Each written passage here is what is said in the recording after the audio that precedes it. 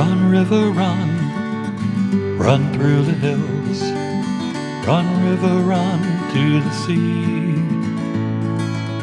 Run, river, run to your place beneath the sun. Run, river, run over me. Welcome to be my guest today. We have Stephen R. Porter, and he is an author who's come up from Gloucester, Rhode Island to be with us. Welcome, Stephen. Thank you. He is the author of Manasses, and the cover alone, it was on the New England Book Festival. He had honorable mention. What year was that, Steve? That was a 2012 award. It was awarded in January of 2013. 2013. And I'm not going to give it away. Tell us about Manasses so people can get a real taste for it. Oh, well, Manasses means Island of the Little God. And it's what the Narragansett Indians called Block Island before it was settled. And although the book itself is obviously Block Island, the setting, I take as many literary excursions as I can to describe the island. But Block Island is such a unique and wonderful place and has such a unique position in history that it felt that a novel really needed to be written. Yeah, I mean, I see novels now from authors from Cape Cod, but not, this is the first on Block Island. There have been others where Block Island has been the setting, but Yeah. I really tried the best I could to create recreate the whole island. Right. Now tell us briefly what the story is about. Time out. Oh, hang on. Glenn, did you have your Cheerios? Oh, are we all set? We're good. So a family relocates to this fictional island Yep. off the southern. And you Rhode Island thought coast. of the name yourself. Well, Manasses. the Manasses is the name that the Narragansetts gave it. Now, I guess the first rule of thumb whenever you're writing a book is Yeah. always pick a title that people can pronounce, and I broke that rule right off. the Yeah, I top. pronounce it Manasses. Says everybody pronounces it differently. Manasses. That's okay. Manasses is what I Manasses. said. So some people think it's a Civil War book, but no, it's not. There's a picture of a little girl looking out over the ocean. Okay, go for it. And she's looking at this. There's a tradition on the island that if you see fire along the horizon, it's an omen of bad things, and that ties into a shipwreck that happened there a couple hundred years ago of the Princess Augusta, and that's kind of starts off kind of the setting for the book because it ties in all the history and the stories and the legends of Block Island, all which have a basis in truth, into a modern day story that I wrote that involves a young family who relocates to the island, kind of being chased by their own ghosts, Yeah. so to speak. And here comes the really cool part. Those And, kids. Who do they talk to? Well, we've got a few very interesting and bright children. Yeah. On the cover is Prissy, and she's holding in her hand a doll. Yep. And that's Otto the doll. And Otto is created by Prissy's mother, who, worried about her daughter being in a new place and alone, wandered around the island one day and collected things. And those things became what became Otto the doll. And of course, Otto has his own little story to tell. Yeah. And the children talk to the dead, right? Am I correct on that? Indirectly. Yeah. Indirectly. And so, as we go on, without giving out the whole thing, that's what the story somewhat is based upon, their ability kind of to talk to the dead, and then the kind of the mysterious things happening in the story itself. Well, again, it ties in all those little historical points. I looked at Block Island initially and I thought, here's a place that not many people know about. And if you do know about it, you know about it because you've been there on a vacation or to go to the beach. Some terrific restaurants, some really nice hotels. But the history of that island is amazing. Yeah. Verrazano was there. Arizona. Founded, came up through Narragansett Bay, Yeah. and one of the first ship to come into Rhode Island. Right. It's everybody from pirates to shipwrecks. President Ulysses Grant visited the island back during his administration, and all these things happened, and you could almost focus in on a single rock and say that single rock is such a center of history. And in New England, we're kind of spoiled by all the history we have. And we don't even think of Block Island as his historical place. No, I don't. All usually. these things happened in this one Yeah. little tiny place. Yeah. And all those people, from pirates to explorers to Native Americans, all set foot on the same square inch of beach. The same square inch. And that kind of plays into the story. Yeah, it does. What made you think to write this? Well, back many years ago as a reporter and writer, Where were you a reporter? we had well, when I was in college, I was literary. I was the editor of a literary magazine, and from there, we went out. I was the editor of a small paper that didn't last, and my beat at the time was to go out and cover Block Island in the winter. Oh, that's where not good. Nothing happens. No, no. And even the people who live there admit, my Yeah. God, nothing happens here. It's like living in Cape Cod in the off season when I was 20 and single. Terrible, awful. But nothing happens on Block Island in the winter. Everything happens in the Yeah. summer. Yeah. So I would wander around the island looking for stories and looking for people to talk to. And so I back then, in those days, I created somewhat of an interest in the island and its people and its history and its background. And then once I started to write and really get into my writing, and this idea came to play. Yeah. So it was a couple of years of research, and then. Well, this is about a not year your first put it book. together. It is not. Now, see, I didn't know until you walked in today. Confessions of the Meek and the Valiant? What's that? That's completely different. Good, I like that change. What's this? This is the South Boston crime thriller. It's a crime thriller? It's a That's crime right up thriller. my alley. Okay, Yeah. here we go. Well, tell me more. I tell you, this is sort of like Confessions is Catcher in the Rye meets The Godfather. It's part coming of age story of a young man trying to get grips with his family, Yeah. what his family's been involved in. Set on the backdrop of all the things that South Boston used to be. Right. And then he goes off to New York to go to school, to go to college, and all those old family ties. Yeah. Try to help him Right. by getting in touch with the family ties that are in New York. Yeah. And then New York? things fall apart from there. When did this come out? When? That was my first book. I wrote that, I guess that came out in about 2009, 2010. You've been a busy boy. And then this one came out when? And that came out a year later. So it only took you a year to write each one, or less? Well, Confessions is the ultimate story of the person who said, I'm going to write a novel someday, and took 25 years to finish it. Okay, I got you. How long generally do you work? So many people, authors have their job during the day, which I Right. know you do. Tell the audience what you do during the day.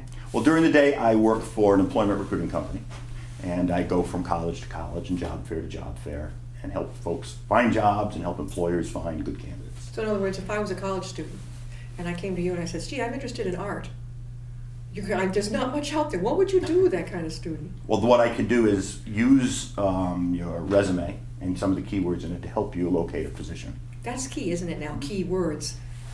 If people keep sending their resume, doesn't the machine just drop it if it doesn't have the key word in it? Oh, yeah. It doesn't that it drops it. It's that they just have become so much more important. Yeah. The rules about resume writing, job hunting, that were written 30 years ago. Yeah. And today we have the internet and job boards and resume databases and all these other things that we really don't talk about when we talk to a candidate about Yeah. how do you apply for a job. Gotta let them know. And the speed of the internet. An employer posts a job at 9 a.m. today. By 9 a.m. tomorrow, they'll have 50 applicants. Yeah. So your window of applying is 24 hours. And not many job seekers are that in tune to the market to be able to respond that quickly. Well, that's another part of the show on Be My Guest. We actually have, people come on and realize that they can have a DVD, have the show, and actually include that if they want. Be different. Get Mhm. out there and be different. Now, Steve, you grew up in Rhode Island? I did. What part did you grow up in? Well, I don't think I've ever left the state Yeah. officially. I grew up in West Greenwich, a little rural area. I know it well. I went to the University of Rhode Island and Yeah. studied there. Yeah. While I was at URI, I lived in Narragansett and in South Kingstown. Yeah. When I was first married, lived in Coventry, moved to Woonsocket, Yep. and now live in Gloucester. So Okay. that covers the whole state. Gloucester is on the ocean? No, it's in the northwest corner. It's not like Gloucester, Mass. See, I always think North Shore, and when our friend Ray Wolf was on, Mhm. and he mentioned his stories where there's a Rockland in Rhode Island, immediately my mind goes to Rockland, Massachusetts. Right. It's a strange thing. Did you start writing when you were a kid? Not until college. Not until college? Not until college. I didn't take writing seriously So at all. what spurred it on? I don't think, going through grammar school and elementary school and high school, I never had a teacher that ever said, oh, you write well. And I got to this big class at URI, thinking I was going to be a computer science major, because I liked messing around with all these new things called computers and PCs back then. And I wrote an essay for this big class that had about 400 people. Yeah. And at the end of the class, the teacher stood up and said, we've been through all 400 essays, and they're all You're it. horrible. You all did it wrong. But there was one that did it right. You. And he read it out loud. Were you surprised? Stunned. How about the other guys? Were they like, what did you do, you know? I didn't think I had done anything. I hadn't even tried. I couldn't put any effort into it at all. No effort at all, you just wrote. And so, it really made you think, maybe I'm off on the wrong direction here. Yeah, And yeah. I started writing more. Yeah. And within the year, I was writing articles for the campus papers. Yeah. And I've written ever since. And as a side light, because you had your regular job during the week, or did you like to do that as your regular job as a journalist, reporter? Well, as a frustrated writer coming out of college, Yeah. I went to work for a bookstore. Ooh, And I that's fun. spent then 11 years working in the bookstore industry.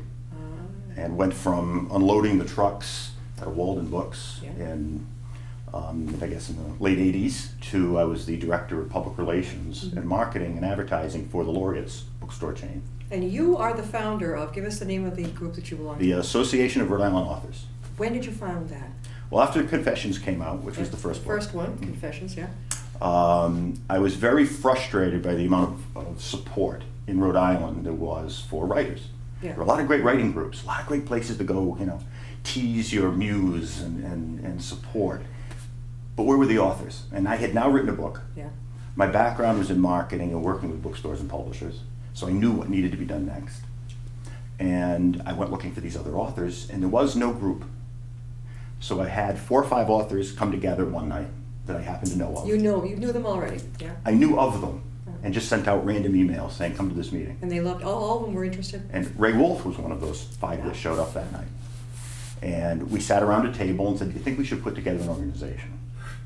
And that was 3 years ago. Yeah. We now have 84 published authors in our group.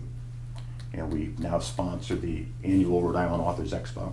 When is that held? I think, I help other authors get out in scheduled. When is that scheduled? That's in November of each year. We don't have an exact date yet. We're working on the venue. All right. Last year we had 40 published authors, Yeah. and we drew about 350 to 400 people. Is it juried? No, it's come in and show off your stuff. So come on in. All right. And it was just fun to watch people come in the door, not really sure what they were going to see. And they'd walk from table to table. Yeah. They're like, wow. Oh, that Wow. would be a blast Wow. coming in and And- seeing. and- There's one, I mean, that's like paradise to me to go to table to Who table. knew there were these many Oh, yeah. good books and great authors? Do you find that the majority of authors you know are self-published? You're self-published. I am. Yeah, I find the majority are. That's about half and half in our group. Really? About The 50-50. ones I meet are, I think every single one of them that I deal with are self-published. Well, I think that what's happened is that the world changed. The first real novel that people bought to read as a book was Robinson Crusoe. Yeah. There had been other novels and there had been other books, but that was the first time someone said, "Wow, I read this for pleasure," and it was about one of us. It wasn't about a king or a god and that created a whole new industry. But that relationship between the writer, the publisher, the printer, the distributor, and then the bookstore was created 200 years ago and didn't change Yeah. until about 6 years ago. Yeah, it stays stagnant. It can be stagnant, like it was until you came along. And this is, so we're a publishing revolution. Yeah. And now the publishing industry has done an incredible job of bringing us good books through the years that we want to read. But it didn't bring us all of the good books. No, there's a lot of authors out there in silence. It drives me nuts. And it Yeah. exactly right. And it only brought us those books they knew were marketable. Mhm. They didn't take into effect that you could do something different. That's it. You have to think outside the box. But it's like a lot of bureaucracies. And so in publishing, the publishing industry's defense, they did a great job. But now there's an opportunity for people who sat on ideas for 20, 30, 40 years Yeah. that had manuscripts in desks and boxes Right. to bring their voice to the public. Steve R. Porter is with us, and when you write a book, Steve, do you dedicate, when you come home from work, do you dedicate, I have now 4 or 5 hours before I go to bed to write? That's it. And you sit down at your computer and, how do you do it? I'm much more of a binge writer. You're a than that. binge writer. That's cute. I haven't heard that one before. I've joked that, you know, if you just locked me in a hotel somewhere, you know, with enough food to get me through for about a week, You'd binge it. I'd binge it and I'd be done. Are you serious? Once I get rolling, Yeah. like I'll sit down for an entire, let's say a Saturday, I'll sit at 9 a.m. Yeah. and I'll write all day long and I'll have nothing good by dinner time. Just lots of, but once I get the groove at dinner time, Yeah. I can keep going and almost just not stop, and I could turn out 5, 10, 15,000 So in words. other words, you work once better I'm at in- night. Once I'm in the zone. Yeah, you work better at night. I don't know if it's a nighttime thing, but once I've got to find that zone, and Yeah. once I hit it, You I got can it. just keep going. Do you, when you're driving your car, I ask this of a lot of authors, do you just, while you're driving along, oh, something came to me, have a piece of paper beside you, a pad, and just write it down? You know? Yes and no. I don't write it down, but I do that. When I wrote the first book, I was doing a lot of exercise. I was in a big weight loss program at the time. And what I do is I go out and jog and work out plot points as I was jogging. Yeah. So I'd focus on one character Yeah. or one conflict and say, okay, what's really going to happen now? I've got, you know, this guy over here and this guy over here. How are they going to act and react Right. to this problem? Yeah. And I just almost meditate while running and thinking about that Were you ever afraid interaction. you'd lose the idea and you thought, gee, I better stop and write it down? I have to write it down. There's so many things going on. I'm afraid I'll forget it. But at that point, then I would be ready to write the next chapter. You were all set. And that was ready, yeah. Now, how did your family feel about this writing when you go on your binges? what did they think? Well, initially, when I wrote the first 4 chapters of the first book, Yeah. I had put a lot of time into it, but I hadn't told anybody. What do you mean you I haven't? didn't even tell my wife, because she knew I'd started and stopped the novel over the course of 20 Yeah, years. yeah. And I didn't even tell her I'd started it again, and I put the first 3 or 4 chapters together. And I said, you know, come read this. Come read Tell me it, what you think. yeah. Because if it's, first of all, if it's awful, then it's going to save me a whole lot of time. Did she tell you it was awful or good? No, she came back and said, where's the rest of it? That's this one, The Confessions of the Meek and the Valiant. You can't leave me at this point in the book. I have to know what the rest See, of you know it why? is. This is one of those thriller criminal things, and I just love this stuff. No, really, I mean, bring it on. That's great. That's great. Oh, are you gonna be? So anyway, she wrote it. She loved it. Then what? She read it. She read, so at that point she said, you've got to finish this. Yeah. So from that moment on, we really had to make a lot of adjustments in our family life, Yeah. and our family time.